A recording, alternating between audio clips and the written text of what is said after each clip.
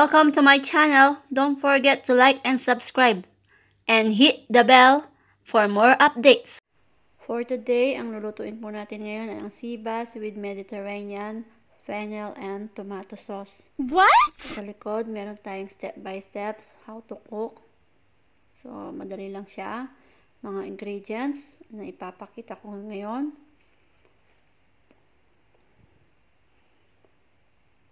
Sea bass, 350 grams, fresh sea bass.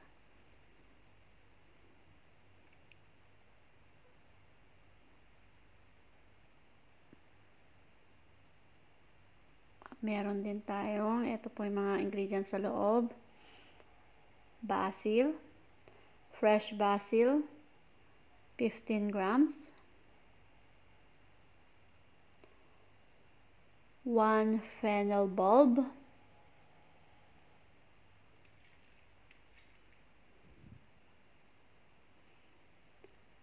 One medium brown onion.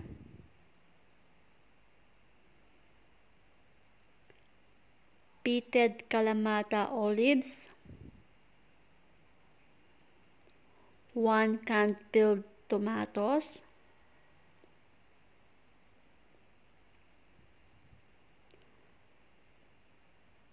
Garlic cloves.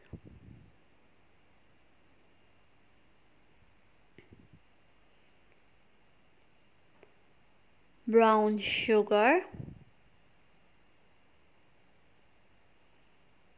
At isa pang brown sugar.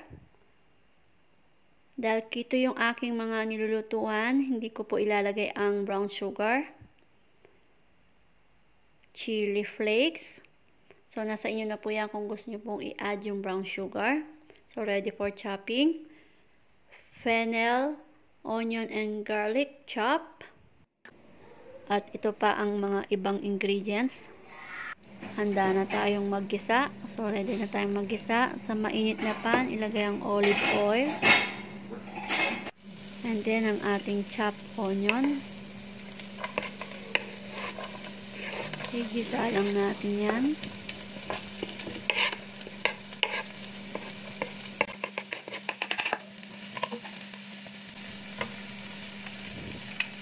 Add salt and pepper.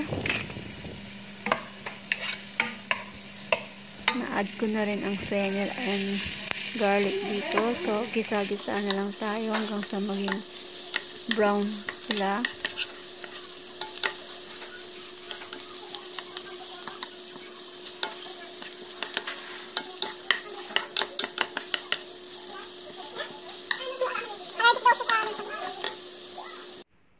Brown na siya. So, ready nang ilagay ang ating peeled tomatoes in can. Lagay na natin lahat. At konting tubig. Pitted Kalamata olives. I-simmer lang natin siya hanggang 15 to 20 minutes. Samantala, iluto na natin ang ating sea bass sa other pan. Ayan. Nag-evaporate na yung liquid. So, ilalagay na natin yung ating chopped basil or chopped basil.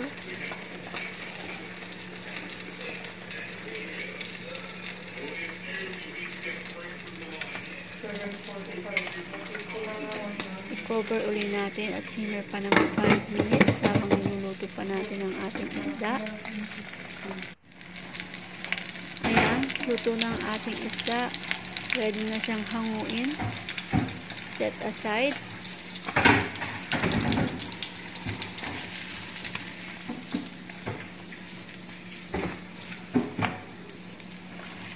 Kailangan brown and crispy siya para may pagkaka-crunchy pero soft pa rin sa loob, hindi overcook.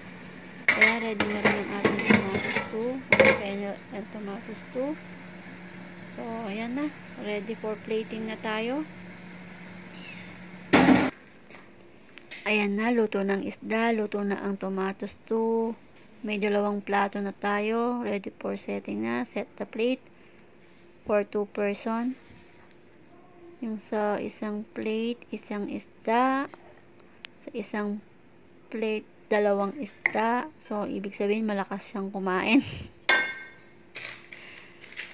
So, sprinkle na natin ng chili flakes on top.